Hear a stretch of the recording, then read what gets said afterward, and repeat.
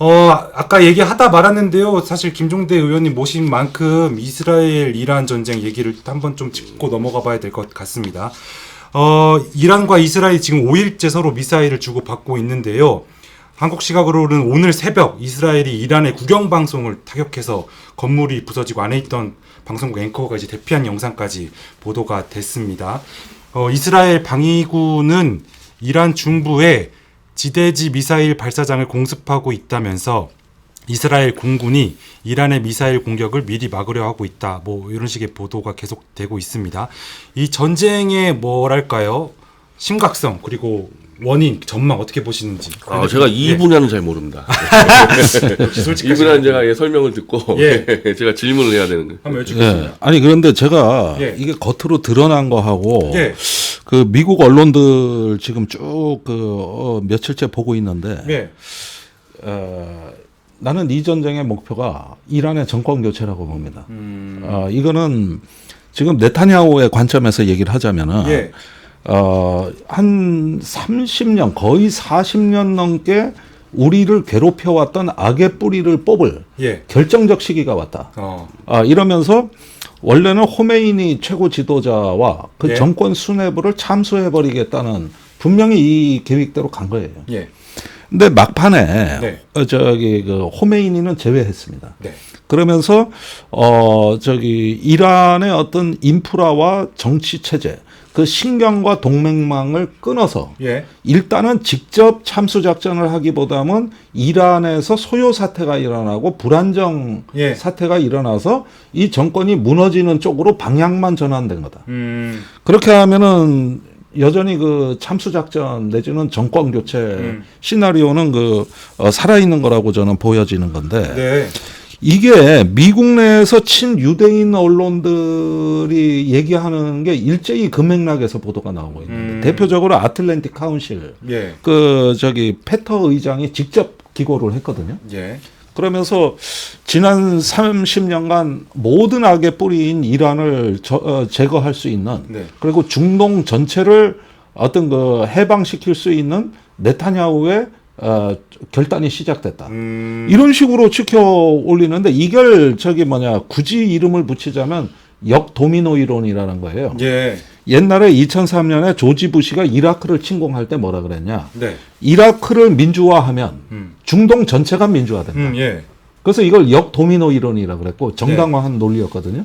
근데 지금 이런 글들을 보면은 네타냐후가 중동 전체의 평화를 가져오는 이제 최고의 결단을 내리는 어떤 하나의 역도미노 이론의 프레임을 그대로 쓰고 있단 말이에요. 그 다음에 전쟁 양상을 보면 지금 정권의 어떤 수뇌부를 계속 어떤 정밀 타격을 하는데 살인의 기술로서는 난 이렇게 가성비 높은 작전을 본 적이 없어요. 이렇게 적은 노력으로 정권 군사 지도자 8명 중에 5명을 사살했고 그다음에 핵과학자가 한 9명 사살이 되고 그다음에 지금 국영방송국하고 주요 정치 지도자로 표적이 옮겨가고 있거든요. 거기에다 가스 정유 시설을 갖다가 폭파시켰거든요. 이렇게 한 어떤 사회의 인프라의 핵심 동맹과 신경망을 이렇게 짧은 시간 안에 적은 전력으로 끊어놔 버리는 저는 이렇게 높은 가성비를 본 적이 없습니다. 인류가 했던 전쟁 중에. 그러니까 이거는 제가 보기에는 이후에 이제 네타냐후의 언행을 봤을 때 멈추지 않겠다. 반격하는 즉시 계속 그 시나리오를 밀어붙이겠다. 이렇게 가는 거거든요. 그래서 일단은 트럼프가 극거 귀국한 것도 조금 더 심각해질 수 있다는 걸 분명히 본 것 같고 이것을 하기 위해서 오늘날 이런 결정적 작전을 하기 위해서 작년에 헤즈볼라, 예멘의 후티 방금 그다음에 요르단 서안에 있는 웨스트뱅크의 그 이슬람 지하드, 가자 지구의 하마스, 여기를 다 정리해 놓은 거예요. 그거는 다 이란 침공을 하기 위한 전초 작전으로 이제 와서 보면 다 이해가 되는 거예요. 빌드업이었다. 반격 능력이 어디에도 저항의 축이 가동이 안 되게. 이런 식으로 가고 있는 게 지금까지 흐름이라는 거예요. 근데 아마 그러면 이제 트럼프 정권에서는 좀 깊은 고민을 하게 될 것 같은데. 아까 말한 대로 어떠한 뭐 독재자니 뭐 악의 축이니 이걸 제거해서 평화를 가져온다는 거를 정면으로 부정하는 게 트럼프 정책입니다. 지난번에 사담 후세인 제거했다가 어떤 걸 났냐. 그래서 이른바 트럼프하고 네오콘하고 차이가 벌어지는 건데 트럼프는 자기 책에 그대로 쓴 게 독재자다 하더라도 그 독재자로 인해 가지고 그 지역이 조용하면 놔둬야 된다. 이게 트럼프 이론이거든요. 그래서 김정은이랑 만나고 그렇죠. 그러니까 사실은 생각보다 트럼프가 독재자들하고 잘 어울려 다니는 게 그 사람들 때문에 여기가 조용하면 놔두라는 거예요. 그거 뽑아내다가 진짜 사람 나버린다. 그래서 이렇게 만약에 이스라엘이 네타냐후가 자기가 평화의 사도로 해가지고 중동을 막 쓸어버리겠을 때 트럼프라고 안 맞는 수가 있어요. 이런 부분에서는. 그렇죠. 너무 그 강도가 높아졌을 때는 분명히 불일치가 있습니다. 그건 맞는 말씀이신데 근데 지금의 트럼프의 친이스라엘 정책을 한번 보시면 구체적으로 지난주에 일어난 일만 보더라도 우크라이나에 보내는 포탄 2만 발을 중동으로 빼돌렸습니다. 그러니까 이거에도 지금 중동에 사드 방공체계도 배치해줬고, 그다음에 이란에서 이스라엘에 날라오는 그 미사일을 요격하기 위해서 해상 요격이 가능한 구축함도 파견했습니다. 이게 다 미군 자산이고 여기에 영국, 프랑스도 가담하고 있거든요. 그러니까 이게 전체적으로 보면은 트럼프 전략은 우크라이나는 버리고 이스라엘은 지킨다. 살린다. 이렇게 딱 갈라져요. 그렇게 보인다. 그러니까 이 전쟁의 최대 피해자는 젤렌스키예요. 오히려 최대 피해자가 젤렌스키입니다. 이제 우크라이나는 도와줄 여력이 진짜 없어진 거예요. 소외가 돼버리는. 그리고 우리한테도 피해가 올 가능성이 있어요.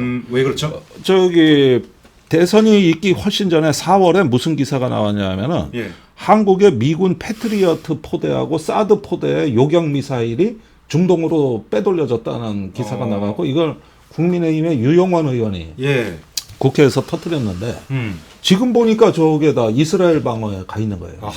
그러니까 무슨 얘기냐면은 네타냐후는 오로지 트럼프 집권만 목 놓아 기다린 사람이고 그러면서 저기 트럼프가 다시 이제 이스라엘을 편애하면서 사실상 그 여기에 불개입 원칙을 내놓은 게 오히려 네타냐후한테 행동의 자유를 이렇게 제공하는 형국으로 이게 프레이밍이 됐거든요. 알겠습니다. 이런 부분들 지켜보면은 이제 너무 커지면 막아야죠. 그건 트럼프가 원하는 바는 아니지만 그러나 미국이 이런 걸 조장하는데 일정 정도 기여한 부분도 우리는 분명히 인식해야 돼요. 알겠습니다. 흥미로운 분석인데 결국에는 트럼프가 지금 모든 힘을 이스라엘에 집중시키고 있고 그 과정에서 우크라이나도 물론이고 우리나라까지 피해를 볼 수 있는 상황이다. 우크라이나 전쟁은 사실 트럼프는 시작부터 러시아 편이었다고 봐요. 그 발언하는 내용 보면요.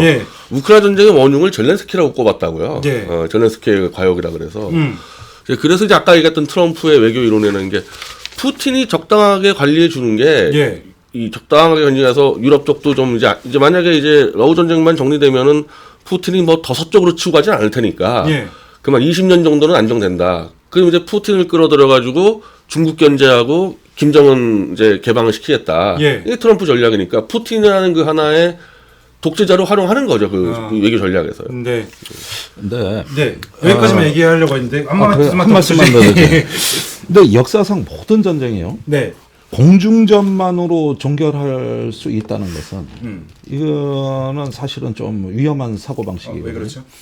전쟁 이후에 어떤 정치 질서와 또 새로운 질서가 대안으로 있지 않고 그냥 때려 부시는 것 자체만을 목적으로 해서 공중전으로 전쟁이 끝났다 그러면은 결코 끝나지가 않습니다. 끝난 게 아니다. 그건 끝난 게 아니에요. 그런 전쟁은 코소보 때 딱 한 번 있었어요.